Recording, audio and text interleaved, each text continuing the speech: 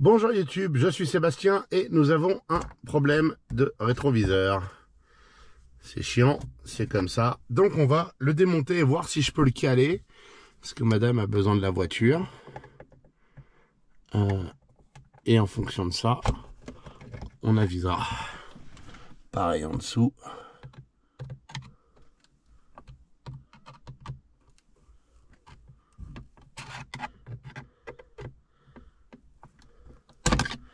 Voilà, c'est défait. On devrait pouvoir enlever les coques. Non, elles veulent pas se séparer là-haut, elles sont encore attachées au petit passe-fil.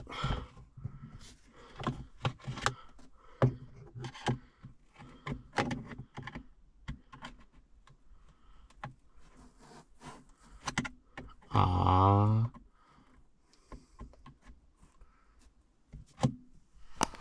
Pourquoi elle veut pas s'enlever, elle?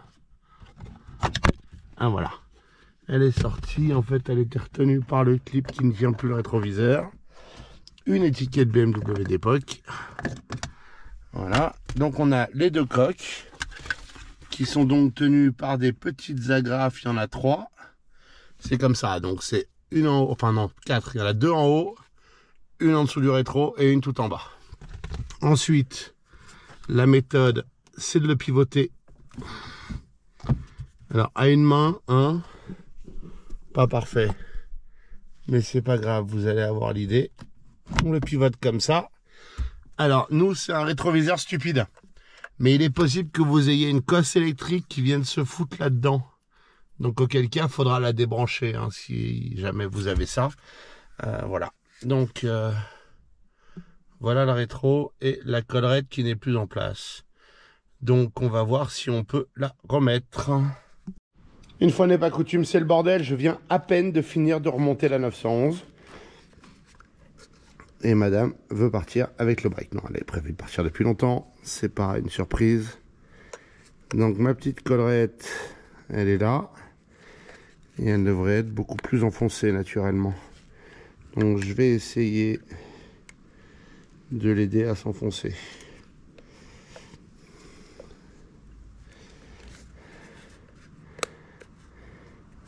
Je pense qu'on va changer de miroir, objectivement.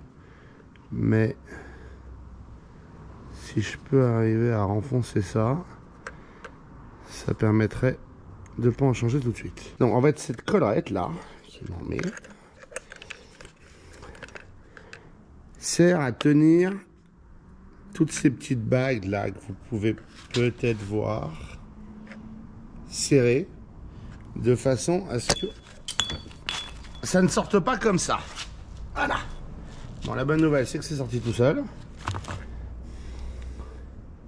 On peut voir que c'est cassé ici. Donc mes chances de le réparer viennent de massivement réduire.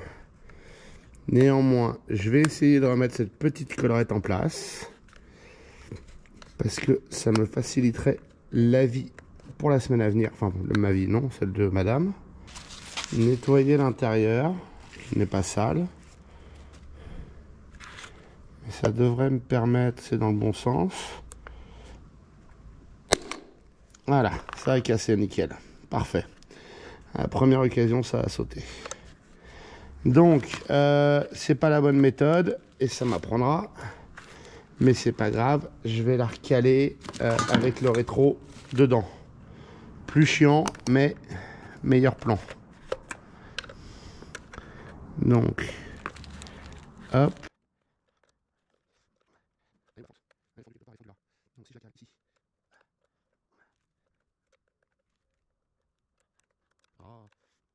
Bon, ça, j'ai encore, ne me le dis pas, c'est pas la peine. Ce que je veux, c'est cette madame et un rétro pour la semaine à venir. C'est ça le plan. C'est ça toute la stratégie.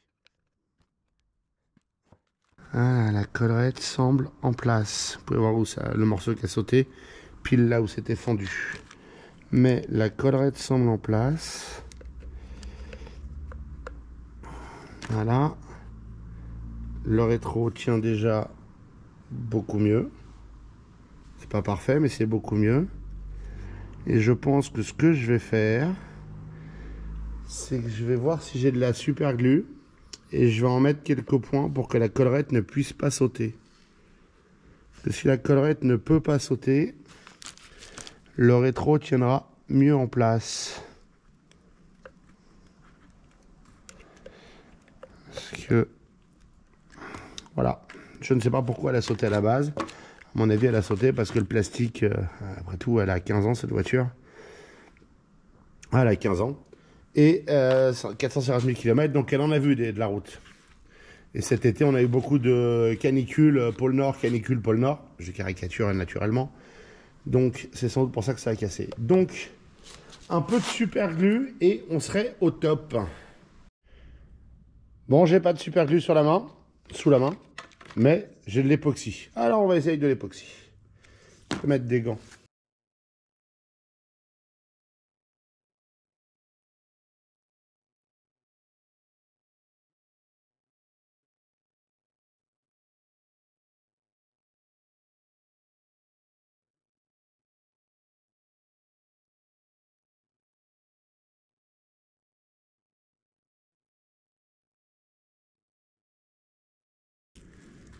Donc maintenant, il n'y a plus qu'à le laisser sécher.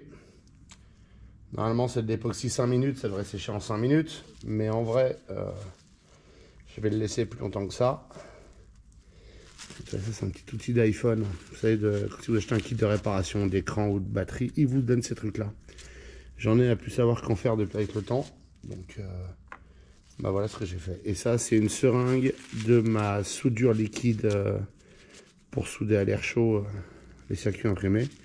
Là encore, je les utilise pas en général, j'utilise plutôt ça pour sortir le liquide. Donc, j'en ai plein. Mais n'importe quelle aiguille ferait l'affaire, une tige, un truc. J'aurais aimé réussir à l'en mettre en dessous, mais j'ai pas le moyen de passer réellement, c'est pas très accessible. Voilà. Vous devriez pouvoir voir l'époxy. Ouais, vous pouvez la voir. Donc voilà, si ça marche, c'est la fête. Bon, je l'ai laissé sécher toute la nuit. Donc l'époxy est maintenant sec. Évidemment, c'est le déluge dehors. Mais c'est pas grave, on va remettre le rétroviseur. Donc pour remettre le rétroviseur, si vous avez une prise électrique, il faut la rebrancher. Moi, j'ai l'avantage du modèle de base. Donc il faut que je le pivote un peu comme ça. Que je le plaque bien là-haut. Voilà.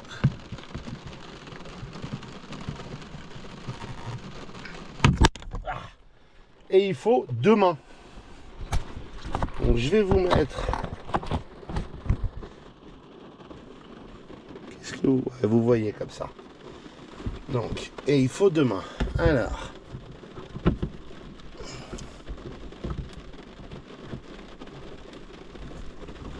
Voilà. Il est en place.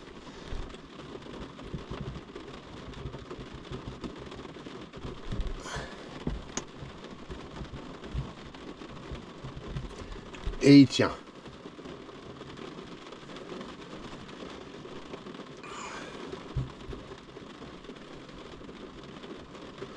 Donc maintenant, je vais remettre les coques plastiques.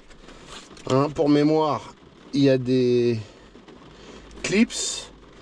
Elles vont avec les clips sur celle de droite, je crois que je dis. Ouais, c'est ça. Sur celle côté passager.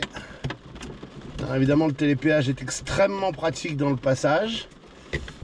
Hop, il faut pivoter le rétro pour pouvoir passer le bout de la coque en place. Voilà.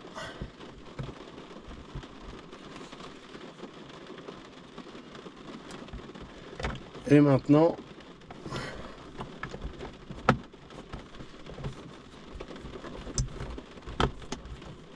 voilà. Et elle est reclipsée.